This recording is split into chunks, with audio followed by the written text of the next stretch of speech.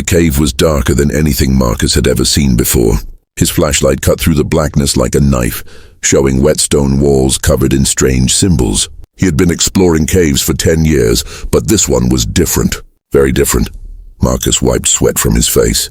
The air down here was hot and thick. He had been walking for 3 hours, going deeper and deeper into the mountain. His water bottle was empty now. His throat felt dry like sand. Just a little further, he whispered to himself. The symbols on the walls were getting stranger. They looked ancient, older than Egyptian hieroglyphs, older than anything he had studied in university. Some symbols looked like stars. Others looked like creatures with too many arms. Marcus took photos with his phone, but the camera couldn't capture how the symbols seemed to glow faintly in the dark. His foot hit something.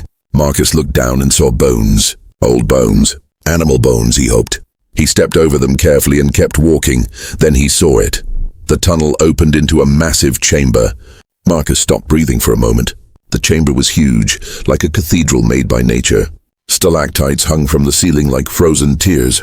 But that wasn't what made Marcus freeze. In the center of the chamber was a pool of water. The pool glowed with soft blue light. Not bright, just a gentle glow like moonlight on water. But there was no moon down here. No light source at all. The water was glowing by itself. Marcus walked closer, his boots echoing in the silent chamber. The pool was perfectly circular, about 10 feet across. The water was so clear he could see the bottom. Strange crystals lined the pool, and they were glowing too. He knelt beside the pool and reached out his hand. The water was cool to touch. It felt smooth, almost silky. Nothing like normal water. Marcus was a scientist. He knew he should take samples, run tests, call his team. But his throat was so dry. He had been in this cave for hours without water. Just one sip wouldn't hurt, would it? He cupped his hands and dipped them into the glowing water. It felt good against his skin. He lifted his hands to his mouth and drank. The taste was incredible. Sweet but not sugary. It tasted like lightning, like energy itself. The water was cold going down his throat, but then warm in his stomach. Marcus felt strength flowing through his body. His tiredness disappeared. His dry throat felt perfect now. He wanted more. He drank again and again. The water tasted so good he couldn't stop. Then he heard it. Footsteps. Behind him. Marcus spun around, his flashlight shaking in his hand. Someone was standing in the shadows at the edge of the chamber. A figure, tall and thin, watching him. "Hello?" Marcus called out. His voice echoed. "Who's there?" The figure stepped forward into the light from the pool. It was a man, dressed in strange dark clothes that looked both ancient and modern at the same time. His face was hard to see clearly, like shadows were clinging to it. "You drank from the pool," the man said. His voice was cold and calm. Yes, I was thirsty. "I'm sorry. Is this your property?" Marcus stood up, water dripping from his hands. The man tilted his head, studying Marcus like he was looking at an interesting insect. "My property? No. This pool has been here for 10,000 years, long before humans built cities, long before humans even learned to write." Marcus felt a chill run down his back. Something was wrong. "Very wrong. Who are you?" Marcus asked. "How did you get down here?" The man smiled, but it wasn't a friendly smile. "I've been waiting, watching. We always watch the pool. Every few decades, someone finds it. Someone drinks. And then what?" Marcus felt his heart beating faster. The man's eyes glowed for just a moment in the darkness. The same blue glow as the pool. "And then everything changes," the man said quietly. He took another step closer. "Tell me, do you feel different? Stronger, more alive?" Marcus realized he did feel different. His whole body felt electric, buzzing with energy. His senses felt sharper. He could hear water dripping somewhere far away in the cave. He could smell minerals in the stone. He could see perfectly even in the darkness. What's happening to me?"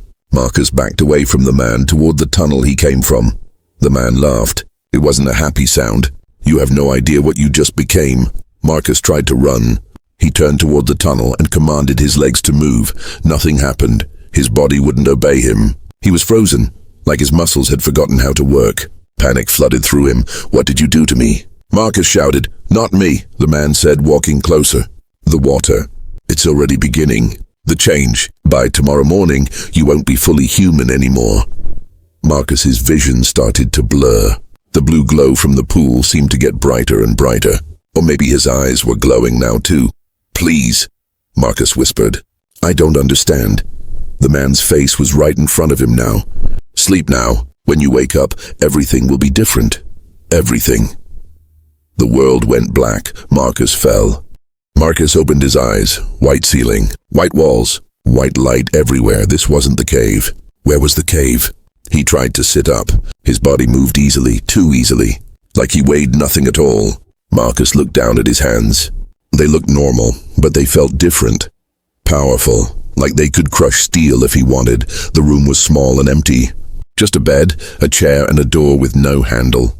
The walls were perfectly smooth. No windows, no way out. Marcus stood up. His legs felt strong, like he could run for days without getting tired. His heart was beating slow and steady. Too slow. He touched his chest. Only 40 beats per minute, maybe less. That wasn't normal. A human heart should beat 60 to 80 times per minute when resting. What was happening to him? Then he heard voices, not from the room, from somewhere far away, maybe another building. But Marcus could hear them clearly, like they were standing right next to him. "Subject is awake," a man's voice said. "Blood tests show the transformation is 40% complete," a woman's voice replied. "Faster than previous subjects. Should we sedate him again?" "No, Dr. Chen wants to talk to him first." Marcus pressed his ear against the wall. He could hear everything now. Footsteps in distant hallways, machines beeping, people breathing. It was too much. The sounds were so loud they hurt. He closed his eyes and tried to focus. Slowly the sounds got quieter. He was learning to control it somehow. The door opened with a soft hiss. A woman walked in. She was Asian, maybe 40 years old, wearing a white lab coat. Her eyes were kind but tired. She carried a tablet computer and a bottle of water. "Hello, Marcus," she said, closing the door behind her. "My name is Dr. Sarah Chen. How are you feeling?" "How do you know my name?" Marcus stepped back. "Where am I? What's happening to me?" Dr. Chen sat down in the chair and gestured for Marcus to sit on the bed. "Please, I know you're scared. I'll explain everything." Marcus didn't sit. "The man in the cave. He said I'm not human anymore. What did that water do to me?" Dr. Chen looked at him carefully. "Tell me what you're experiencing. Any changes in your body?" "I can hear everything," Marcus said. "Sounds from far away. I can see perfectly in the dark. My heart is beating too slow, and I feel strong. Really strong." Dr. Chen nodded like this was expected. "Yes, the transformation has begun. Marcus, what I'm about to tell you will sound impossible, but I need you to stay calm. Just tell me." Dr. Chen took a deep breath. "That water you drank was not from Earth. It was left here thousands of years ago by beings from another world. We call them the architects. They visited Earth long before human civilization began." Marcus laughed, but it sounded crazy even to him. "Aliens? You're saying aliens left magic water in a cave?" "Not magic, technology, extremely advanced biological technology." Dr. Chen opened her tablet and showed him images. Ancient cave paintings showing tall figures and flying objects, symbols matching the ones Marcus saw in the cave. The architects left several pools around the world, hidden in deep caves protected by natural barriers. They wanted humans to find them, but only the right humans. Why? Marcus sat down on the bed now. His legs felt shaky. Why leave alien water for humans to drink? Dr. Chen's face became serious. Because they knew humanity would need defenders someday. The water doesn't just change your body, Marcus. It rewrites your DNA. It makes you stronger, faster, smarter. It gives you abilities that seem impossible. Like what abilities? Enhanced strength, perfect healing, extended lifespan. Some subjects develop energy manipulation. Others develop mental abilities. Dr. Chen looked down at her tablet. We've been studying this phenomenon for 70 years. We're a secret organization called the Watchers. We monitor the pools, track anyone who drinks from them. Marcus felt anger rising in his chest. You've been watching me, following me. We watch everyone who gets close to the caves. But we can't stop people from finding them. The architects designed it that way. The pools call to certain people, people with specific qualities, courage, curiosity, determination. Dr. Chen smiled sadly. You were always going to find that cave, Marcus. It was meant for you. This is insane. Marcus stood up and walked to the wall. He pushed against it with one hand. The wall cracked. Marcus jumped back. A spiderweb of cracks spread across the white surface from where he touched it. He had barely pushed at all. I didn't mean to. Marcus stared at his hand. You're still learning control, Dr. Chen said calmly. That's normal. Every changed one goes through this. Your body is rebuilding itself at the cellular level. By tomorrow, you'll be twice as strong. By next week, 10 times stronger. Your senses will get sharper. You'll need less sleep, less food. Changed one. There are others like me. There have been others throughout history. The legends of heroes and demigods. Many of them were real. People who drank from the pools and gained incredible power. Dr. Chen stood up. But there's something you need to understand, Marcus. You're not the only one who knows about the pools now. Marcus felt that chill again. The same feeling from the cave. What do you mean? The man you met in the cave. He wasn't one of us. He was. Suddenly the lights went red. A loud alarm blared through the building. Dr. Chen's face went pale. She grabbed Marcus's arm. No, not already. They couldn't have tracked you this fast. Who? Who tracked me? The wall exploded, not the wall Marcus cracked. The opposite wall. It exploded inward in a cloud of dust and fire. Marcus threw his arms up to protect his face, but the debris bounced off his skin like raindrops. Nothing hurt him. Through the smoke, figures appeared. 5 of them. All wearing black armor, all carrying weapons that glowed with the same blue light as the pool. Step away from the subject, one of the armored figures said. The voice was cold and mechanical. Dr. Chen moved in front of Marcus. You can't have him. He's under Watcher protection. The lead figure raised his weapon. Dr. Chen, we respect your organization, but the law is clear.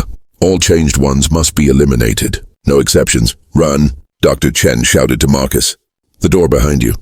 Run now! I'm not leaving you. The armored figure fired. A bolt of blue energy shot toward Dr. Chen's chest. Marcus moved without thinking. His body moved faster than his mind. 1 second he was standing behind Dr. Chen. The next second he was in front of her, his hand raised. The energy bolt hit his palm and stopped. Just stopped, frozen in the air like a blue ball of lightning. Marcus could feel it buzzing against his skin. Everyone stared. Impossible, the armored figure whispered. No changed one develops energy resistance this fast. Marcus looked at his hand. The energy was fading now, dissolving into nothing. He felt strong, powerful, and angry. Get away from her, Marcus said. His voice sounded different, deeper, more dangerous. The 5 armored figures raised their weapons together. Marcus, no. Dr. Chen grabbed his shoulder. You can't fight them yet. You don't know how to control your power. You'll destroy the whole building. Come on, she pulled him toward the door. It opened automatically as they approached. They ran into a white corridor. More alarms blaring, red lights flashing. People in lab coats running everywhere. Behind them, Marcus heard explosions. The armored figures were following. This way. Dr. Chen pulled him around a corner. The emergency exit. We have to get you out of here. Who are those people? Marcus shouted over the alarms. The Purifiers, Dr. Chen said, breathing hard. They're a religious organization. They believe the changed ones are unnatural. Against God's plan. They've been hunting and killing every changed one for centuries. They burst through a door into a parking garage. Dr. Chen ran to a black van and threw open the door. Get in. Marcus climbed in. Dr. Chen started the engine and the van roared to life. The armored figures burst into the garage behind them. They raised their weapons. Dr. Chen slammed the accelerator. The van screamed forward, tires smoking. Energy bolts exploded against the walls behind them. They crashed through the garage barrier and out onto a city street. Marcus didn't even recognize the city. Where were they? Hold on! Dr. Chen yanked the steering wheel hard. The van turned sharp, tires screeching. Marcus looked back. 3 black vehicles were following them now. More Purifiers. They found you already, Dr. Chen said, her voice shaking. This is bad. They usually take weeks to track a new changed one, but they found you in hours. Maybe because I'm special. Marcus tried to joke, but his voice was scared. Dr. Chen looked at him with worried eyes. Yes, that's exactly what I'm afraid of. You are special, Marcus. The way you stopped that energy bolt. The speed of your transformation. I think you might be the strongest changed one we've ever seen. An explosion rocked the van. One of the Purifier vehicles had fired a missile. We need to run. Now, Dr. Chen said. But then Marcus saw it ahead of them, a figure standing in the middle of the road. An old man with white hair wearing simple clothes. He raised his hand. The 3 purifier vehicles suddenly stopped. Just froze in place like time had stopped for them. Dr. Chen hit the brakes. The van stopped 10 feet from the old man. The old man walked to Marcus's window and smiled. His eyes glowed with the same blue light as the pool. "Hello, Marcus," the old man said gently. "I drank from the pool 60 years ago. My name is Victor." He looked up at the sky. His smile faded, his face filled with fear. "And I know what's coming for all of us." Victor opened the van door like he owned the vehicle. Marcus stared at the old man's glowing blue eyes. Those eyes looked tired, like they had seen too much. "Get out," Victor said softly. "Both of you. We don't have much time." Dr. Chen looked back at the frozen purifier vehicles. "How long will they stay like that?" 5 minutes. Maybe less. My power isn't what it used to be." Victor touched his chest and winced. "I'm dying, Dr. Chen. The transformation is reversing. I have maybe 6 months left." Marcus climbed out of the van. "You can stop time?" "Not time. Molecules. I can slow down the movement of molecules around objects. Makes them freeze in place." Victor started walking down the street. "Come, my safe house is 2 blocks away. We need to get off the street before more purifiers arrive." They followed him through empty alleys. It was late at night. The city was quiet. Marcus didn't even know what city this was. "Where are we?" Marcus asked. "Prague," Dr. Chen answered. "Our facility is outside the city." Was outside the city. The purifiers just destroyed it. Victor led them to an old building that looked abandoned. Broken windows, cracked walls. But when Victor touched the door, it opened smoothly. Inside was completely different, clean, modern, filled with computers and strange technology. "Welcome to one of my hiding places," Victor said. "I have 17 around the world. Need them when you live as long as I have." The room was large, with screens covering one wall. Marcus saw news reports playing on the screens. Images of the destroyed facility, fires, ambulances. Did anyone die? Marcus felt sick. "No," Dr. Chen said quietly. "Everyone evacuated in time, but our research is gone. 20 years of work destroyed in minutes." Victor poured himself a glass of water. His hand shook slightly. "Sit down, Marcus. You need to understand what you've become. What's really happening?" Marcus sat on a metal chair. His body felt strange, stronger every minute. He could feel his muscles growing, changing. It didn't hurt, but it felt weird, like his whole body was vibrating. Victor pulled up a chair across from him. "Tell me, how much did Dr. Chen explain?" "The architects, alien beings who left the pools. The water changes human DNA, makes us into something more." Marcus looked at his hands. "Changed ones, that's the basic story. But there's more." Victor leaned forward. "The architects didn't leave the pools as a gift. They left them as a defense system. For Earth. Defense against what?" Victor stood up and walked to the screens. He touched one screen and an image appeared. A planet, not Earth. The sky was purple and there were 3 moons.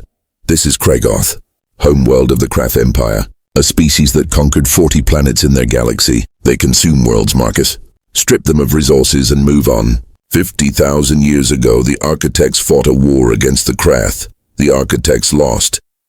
Dr. Chen sat down next to Marcus. She had heard this story before. Her face was sad. "The architects were peaceful beings," Victor continued. "Scientists and explorers. They weren't warriors. When the Krath attacked, the architects couldn't defend themselves. Their whole civilization was destroyed in 10 years. Victor showed another image. Burned cities. Dead worlds. Only a few architects escaped. They traveled to different planets, trying to warn other species. Earth was one of those planets. But humans were primitive back then, still living in caves, still learning to make fire. So they left the pools, Marcus said, to make future humans strong enough to fight. Exactly. Victor nodded. The architects knew the Krath would eventually find Earth. It was only a matter of time. So they designed the pools to create defenders. Super soldiers who could stand against the Krath when they arrived. Marcus felt cold. When they arrived? You mean Victor's face became grim? The Krath are coming, Marcus. They found Earth 5 years ago. Their scout ships have been watching us, studying us, learning our weaknesses. 5 years? Marcus jumped up. Why didn't they attack yet? Because they're patient. The Krath don't rush. They plan every invasion carefully. They study the planet for years, sometimes decades. Victor touched the screen again. A calendar appeared, but our satellites detected something 3 days ago. Krath battle cruisers, hundreds of them, moving toward Earth. Dr. Chen spoke quietly. They'll be here in 7 days. The room went silent. 7 days. 1 week, then alien invaders would attack Earth. Marcus felt dizzy. We need to warn people. The government, the military, everyone. We tried, Dr. Chen said. 5 years ago when we first detected the Krath scouts, we showed world leaders the evidence. Most didn't believe us. The ones who did believe kept it secret. They were afraid of global panic. So we're just going to let it happen. Marcus felt angry. Let them invade? No, Victor said firmly. That's why the changed ones exist. That's why you exist, Marcus. We're Earth's real defense, not missiles or bombs. Those won't work on the Krath. Only beings with the Architect's power can hurt them. Marcus looked at Victor's old, tired face. How many changed ones are there? How many like us? Victor's expression became sad. Right now, just 2.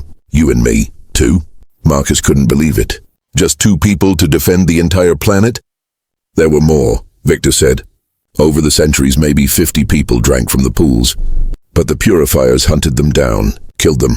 The purifiers believe changed ones are demons, monsters that must be destroyed. They've been very successful. Dr. Chen added, Victor is the only changed one who survived long enough to master his powers. He's been hiding from the purifiers for 60 years, moving from place to place, never staying in one location too long. Marcus stood up and walked to the screens. He looked at the images of the Krath. Tall creatures with 4 arms and armor-like skin. They looked terrifying.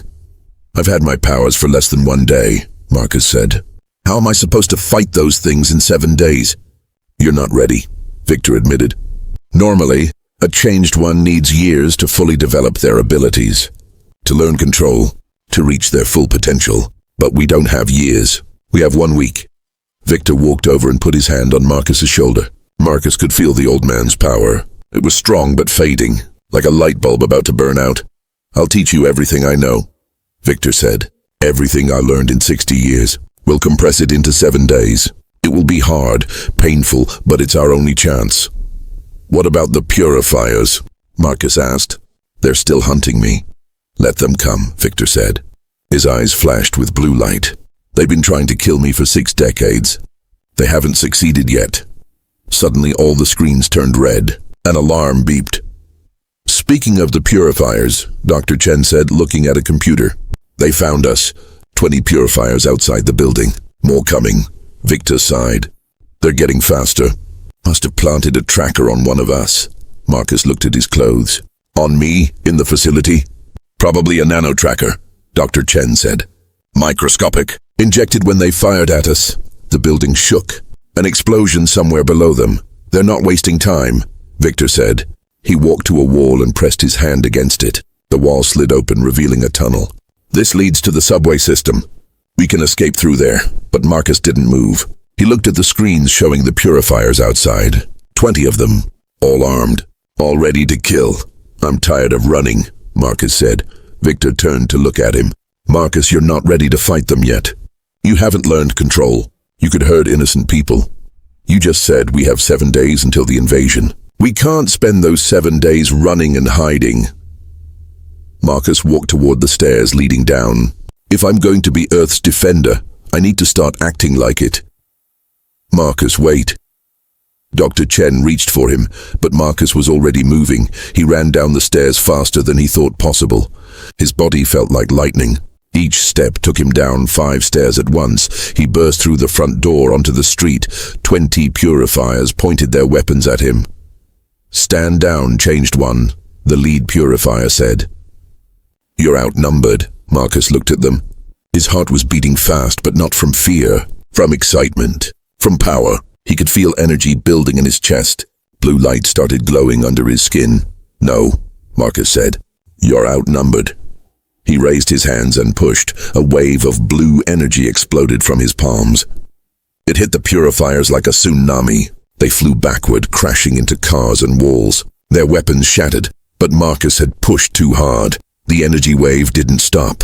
It hit the buildings behind the purifiers. Windows exploded. Walls cracked. A lamppost bent in half like paper. Then Marcus heard screaming, people, civilians inside the buildings. He had hurt them without meaning to. No, no, no. Marcus ran toward the damaged buildings. His super speed carried him there in 1 second. A woman was trapped under concrete. A man was bleeding from flying glass. A child was crying. "I'm sorry," Marcus said, pulling the concrete off the woman. "I didn't mean to." "I'm sorry." Victor appeared next to him. The old man moved fast for someone dying. "Help them first. Apologize later." Together they pulled people from the rubble. Marcus used his strength carefully this time, gently. Dr. Chen appeared with medical supplies and started treating injuries. The purifiers were gone. They had retreated during the chaos. When everyone was safe, when the ambulances arrived, Marcus sat down on the sidewalk. He put his head in his hands. "I hurt them," he whispered. "Innocent people. I was trying to protect us and I hurt them." The private jet flew through the night sky. Marcus stared out the window at the clouds below. Everything looked peaceful from up here, but somewhere beyond those stars, alien warships were coming to destroy his world. "Stop thinking so much," Victor said from across the cabin. The old man was drinking tea, trying to look calm, but Marcus could see his hands shaking. "You'll learn control." "Everyone does eventually." "How long did it take you?" Marcus asked. 2 years before I could use my power without accidents. But I didn't have a teacher. I had to figure everything out alone. Victor put down his cup. "You have me. You'll learn faster." Dr. Chen was working on her laptop, tracking news reports. "The governments are starting to notice something. 3 different countries detected unusual objects in space. They're calling them asteroids, but they're Krath ships," Victor finished. "The invasion fleet. They're getting closer." Marcus felt sick. Why aren't the governments doing anything? Why aren't they warning people?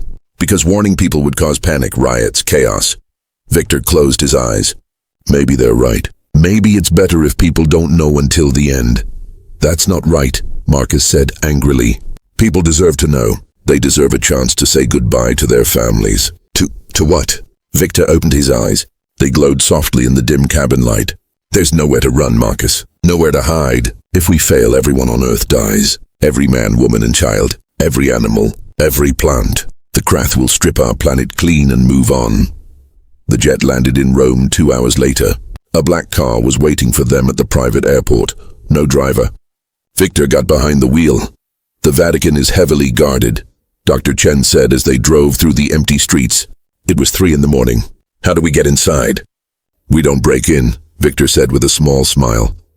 "We knock on the door and ask nicely."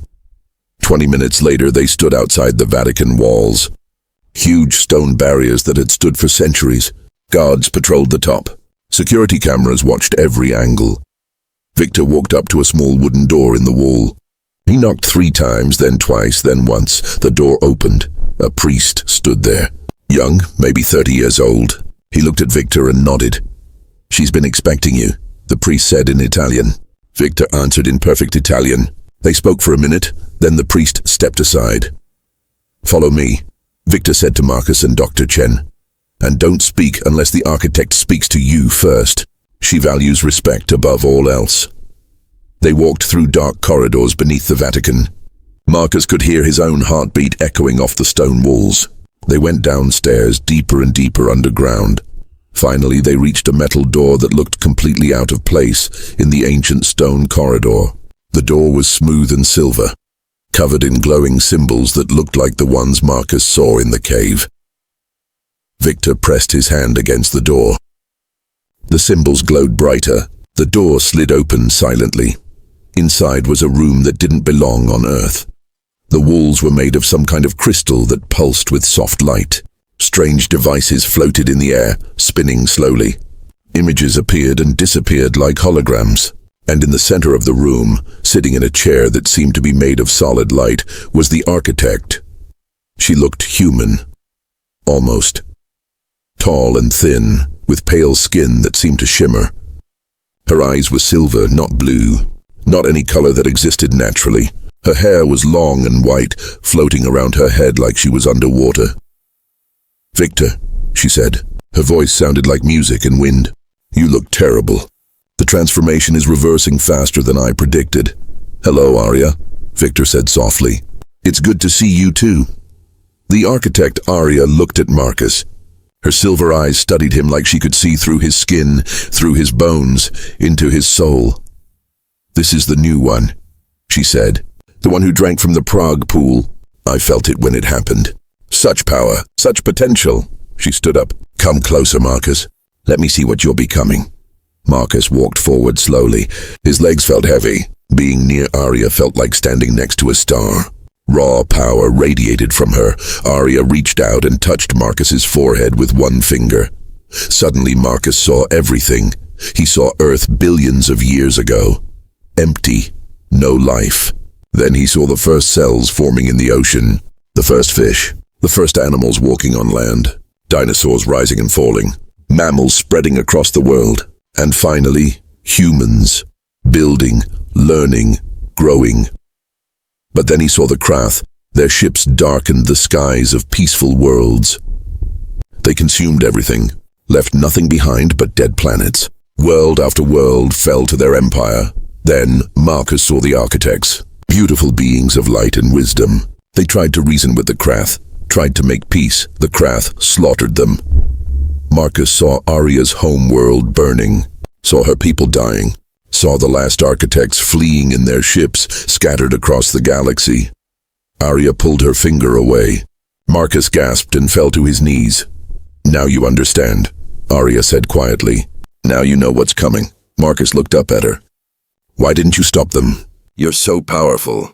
Why did you run?" "Because power isn't everything," Arya said. "The Krath are not stronger than us. They're not smarter, but they have something we architects never had. They have no mercy, no hesitation. They kill without question, without doubt. We couldn't become like them, so we lost." She walked back to a chair and sat down. "That's why I chose humans. Your species has both. You have compassion, love, creativity, but you also have the capacity for violence when necessary. You can be gentle and fierce. That's what makes you perfect defenders." Dr. Chen stepped forward. "The invasion begins in 7 days. Marcus just received his power yesterday. Is there enough time to train him?" Arya looked at Victor. "Show him your power. Full strength." Victor nodded. He raised his hand toward a floating crystal device. The device stopped moving, completely frozen in the air. Then Victor spread his fingers, and the device exploded into dust. Every molecule separated. "That took me 20 years to master," Victor said. "Molecular control at that level requires perfect concentration." Arya looked at Marcus. "Now you try. Stop that device." She pointed at another floating crystal. Marcus raised his hand. He focused on the device, tried to imagine its molecules slowing down. Nothing happened. "Try harder," Arya said. Marcus focused more, pushed his power toward the device. Blue energy crackled around his hand. The device exploded, not into dust, into chunks. Pieces crashed against the walls. "Too much force," Arya said calmly. "Not control. This is the problem. Marcus, your power is growing incredibly fast, faster than any changed one in history, but your control is terrible." "Then teach me," Marcus said desperately.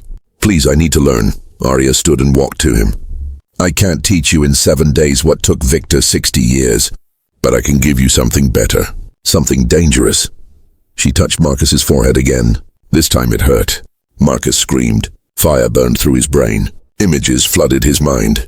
Not memories, knowledge, skills, fighting techniques, energy manipulation, molecular science. Everything Victor knew. Everything Arya knew about combat. Marcus fell to the floor gasping. "What? What did you do?" he whispered. "I gave you knowledge," Arya said. "But knowledge isn't the same as experience. You know how to do everything now, but you've never actually done it. Your body needs to learn. Your instincts need to develop. That takes time." Victor helped Marcus stand up. "She gave you a shortcut, Marcus. Now we need to train your body to match your mind." Arya walked to her wall of displays. She touched one and an image appeared. Earth, beautiful and blue. Then the image changed. It showed Earth covered in darkness. Cities burning. Oceans boiling. "There's something else you need to know," Arya said. Her voice was heavy with sadness. "Something I haven't told anyone. Not even Victor." "What?" Dr. Chen asked. Arya turned to face them. "The invasion timeline changed 3 days ago. I said you have 7 days. I lied to make you feel less afraid. The truth is worse." Marcus felt his heart sink. "How long do we really have?" 3 days, Arya said. "The Krath will arrive in 3 days, not 7. They changed their approach vector, accelerated their ships. They'll be here before Earth's governments can even process what's happening. The room went silent. 3 days, 72 hours. Then the war would begin. Why did they speed up? Victor asked. The Krath never rush. Arya pointed at Marcus. Because of him. The Krath have sensors that detect architect technology.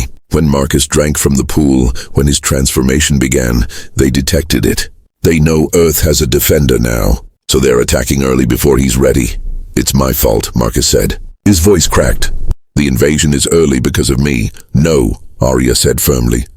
The invasion was always coming. You didn't cause it. You're the only reason Earth has any chance at all. Dr. Chen was typing frantically on her laptop. 3 days. That's not enough time to evacuate cities, to prepare defenses, to do anything. Victor finished. We're Earth's only defense, Dr. Chen. Me, Marcus, and Arya. Marcus looked at Arya. You're going to fight? I thought architects couldn't fight. I said we couldn't become like the Krath. I didn't say we couldn't fight. Arya's eyes blazed silver. I've been preparing for this moment for 10,000 years. I know every weakness the Krath have, every flaw in their technology, every mistake they make in battle. And this time I won't hesitate. Blue energy erupted from his body, more than ever before. The room filled with light. Marcus felt his power growing. The transformation was accelerating. He charged at Krathak. This time he was faster. He hit the commander with a blast of energy that sent him flying. They fought. Energy against strength, speed against power. The chamber shook with every impact. Arya watched from the doorway. She wanted to help, but she knew this was Marcus's fight. Marcus felt himself changing. His body was becoming energy. He could feel his humanity slipping away. Soon he would have to choose, use all his power and win, but lose everything, or hold back and maybe lose Earth. Krathak hit him again, hard. Marcus fell to his knees. You're weak, Krathak said. Just like all humans, you care too much, feel too much. That's your weakness. Marcus looked up, blood in his eyes.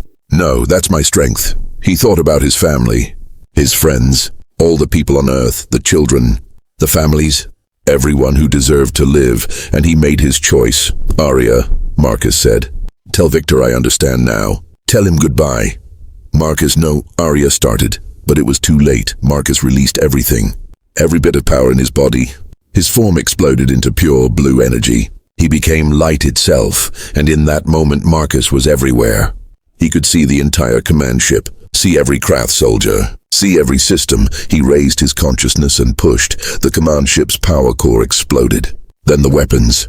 Then the engines. The entire massive vessel tore apart from the inside. Arya flew out of the ship. She watched as it broke into pieces and fell toward Earth, burning up in the atmosphere. All around the planet, the other Krath ships stopped fighting. Without their commander, they didn't know what to do. They retreated, fled back into space. Earth was saved, but at what cost? Dr. Chen stood in the streets of Rome. The fighting had stopped. Krath soldiers were retreating. People were cheering, crying, hugging each other. She looked up at the sky. She knew what Marcus had done, what he had sacrificed. Thank you, she whispered. Victor opened his eyes one last time. He was still in Arya's chamber, lying in bed. His body was dying, but he could feel it. Marcus's sacrifice. The boy had become something beautiful. Well done, kid, Victor whispered. Well done. He closed his eyes and stopped breathing. The last changed one was gone. Arya appeared in the Vatican chamber. She was alone now. Marcus was gone. Victor was gone. Just her again. Always her. She walked to her observation screens and looked at Earth. The planet was damaged but alive. Cities burned but would rebuild. People died but humanity survived. Marcus, she said softly, can you hear me? High above Earth, in the space between stars, a blue light flickered. Yes, a voice said. Not spoken, not thought, just existing. I can hear you. Are you okay? I don't know what I am anymore. I can see everything, feel everything, but I can't touch anything. Can't be human anymore. I'm sorry, Arya said. Tears ran down her face. Real tears. She hadn't cried in 1,000 years. I'm so sorry, don't be. I made my choice. I saved them. That's all that matters. You gave up everything. I gave up my human life, but I gained something too. I can protect them now, forever, watch over Earth. Make sure the Krath never come back. Arya smiled through her tears. You're not alone, Marcus. I'm still here. I've been doing this for 10,000 years. Now you have me. We can protect Earth together. The blue light grew brighter for a moment. I'd like that, Marcus's voice said. I'd like that very much. 6 months later, Dr. Chen stood at the United Nations giving a speech. The world knew the truth now. About the Krath. About the Changed Ones. About Marcus. We lost our defender, Dr. Chen said to the assembled leaders. But his sacrifice saved 8 billion lives. We must honor that. We must rebuild. We must be ready in case the Krath return. Around the world, people built monuments to Marcus. Statues, parks, schools named after him. A hero who gave everything, but Marcus's family got something special. One night his mother woke up. A soft blue light filled her bedroom. Not bright, just gentle, comforting. Marcus, she whispered. I'm here, Mom. I'm always here. Are you okay? Are you happy? I'm different now. Not human anymore, but I'm not sad. I'm protecting you, protecting everyone. That makes me happy, his mother cried. I miss you too, but I'm not really gone. I'm just changed, like the wind, like the stars. You can't see me, but I'm always here. The blue light faded slowly. I love you, his mother whispered. I love you too. High above Earth, Marcus existed as pure consciousness, pure energy. He watched over his world, and beside him in the space between reality, Arya joined him. 2 guardians, one human who became energy, one alien who never stopped caring. Together they watched Earth heal. Watched humanity grow stronger, watched children play in parks and families laugh together. Was it worth it? Arya asked. Marcus looked at the beautiful blue planet below. Looked at all the life, all the love, all the hope. Yes, he said. Every sacrifice, every loss, all of it. Worth it. And Earth spun on beneath them, alive, safe, protected by 2 beings of light who would never stop watching, never stop caring, because that's what heroes do. They give everything and they never truly leave. The end. She walked to Marcus and placed both hands on his shoulders. 3 days, Marcus. We train for 3 days. We push your body to its absolute limit. It will hurt. You might break. But you'll either become strong enough to defend this world or you'll die trying. I won't die, Marcus said. He felt something burning in his chest. Not fear, determination. I won't let Earth fall. Good, Arya said. She smiled for the first time. It was a sad smile, because I'm too old to save the world alone. Victor touched his chest and coughed. Blood appeared on his hand. My time is running out faster than we thought. The reversal is accelerating. How long? Dr. Chen asked, scared. Hours. Maybe a day. Victor smiled weakly. But I can still teach. I can still help prepare Marcus. Arya nodded. Then we begin immediately. Dr. Chen, contact every Watcher facility around the world. Tell them to prepare for evacuation. Get as many people to safety as possible. Where? Dr. Chen asked. Where is safe? Nowhere, Arya said honestly. But we try anyway. That's what humans do. You try even when hope is gone. She turned to Marcus. Come, your training begins now. We go to my combat simulation chamber. Victor will teach you everything he knows. I will teach you how to kill Krath. And in 3 days, when their ships arrive, you will either save your species or watch it die. Marcus looked at Victor, at Dr. Chen, at Arya. 3 days to become a warrior. 3 days to master powers he barely understood. 3 days to save 8 billion people. Let's get started, Marcus said. Arya pressed a symbol on the wall. The floor opened beneath them. They fell into darkness, and the training began.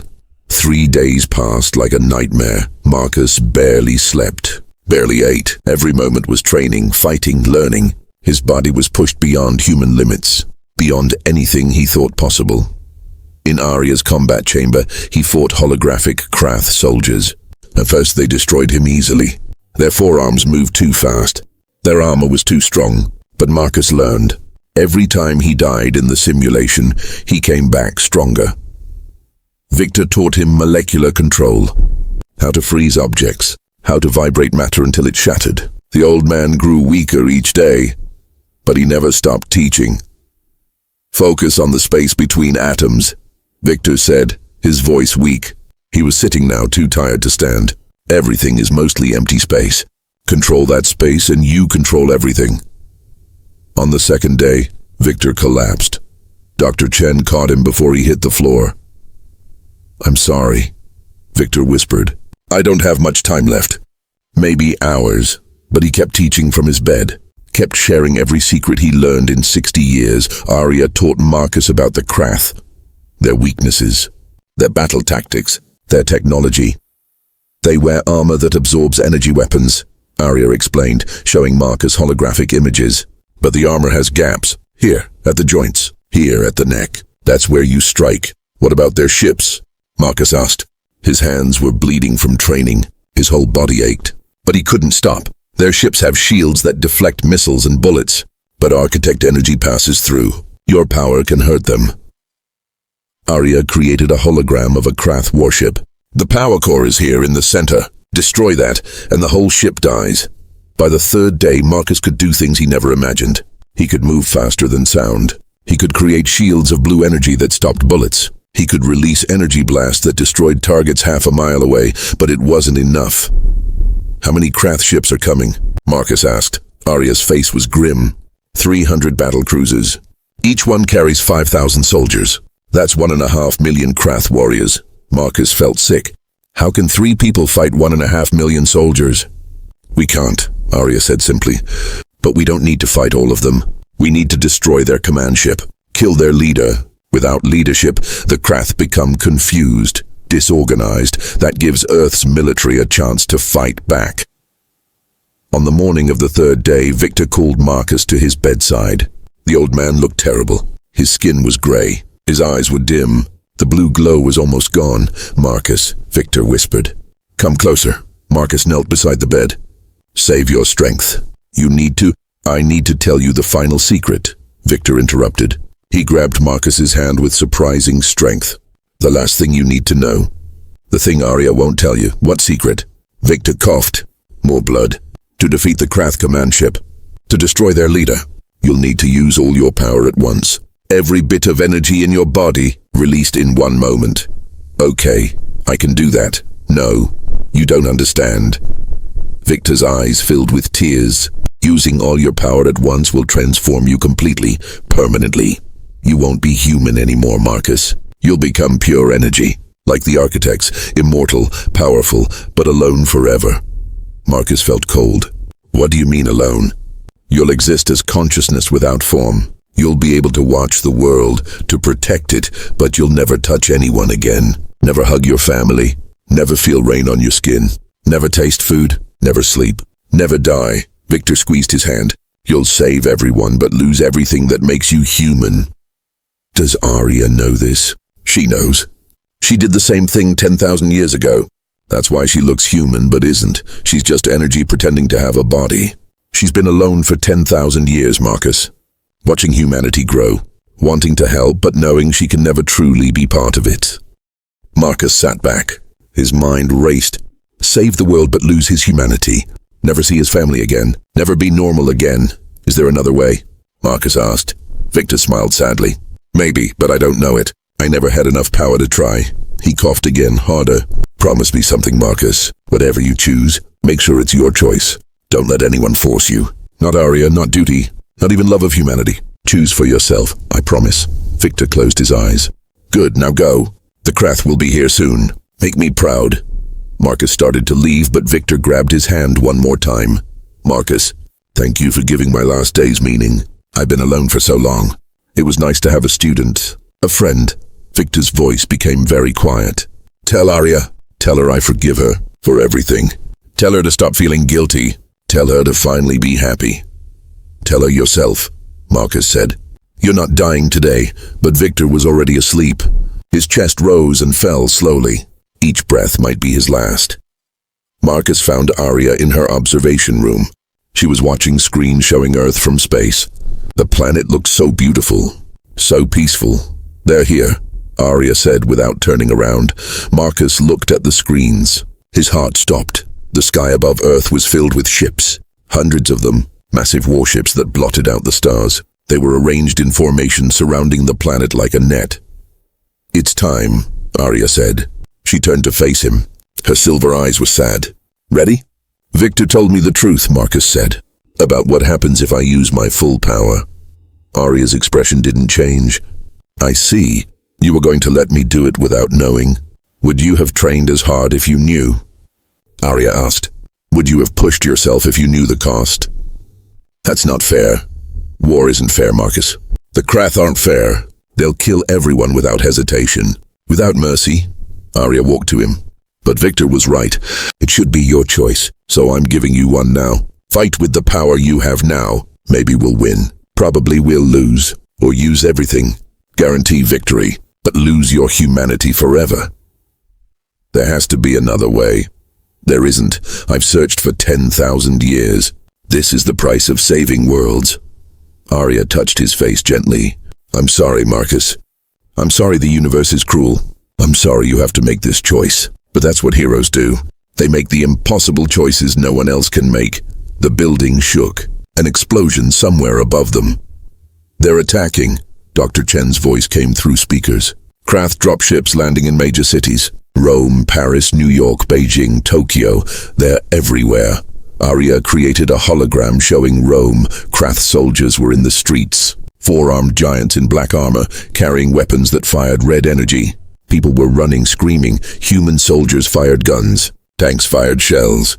Nothing worked. The Krath armor absorbed everything. Then Marcus saw a Krath soldier grab a child. A little girl, maybe 5 years old. The soldier raised his weapon toward her. "No!" Marcus shouted. Blue energy exploded from his body. Not controlled. Pure rage. The walls of Arya's chamber cracked. Equipment shattered. "Marcus, control it." Arya shouted, but Marcus wasn't listening. He ran, faster than he'd ever moved. Through the corridors, up the stairs, out of the Vatican and into the streets of Rome. The Krath were everywhere. Hundreds of them. The streets were chaos, fire, screaming, death. Marcus hit the first Krath soldier like a meteor.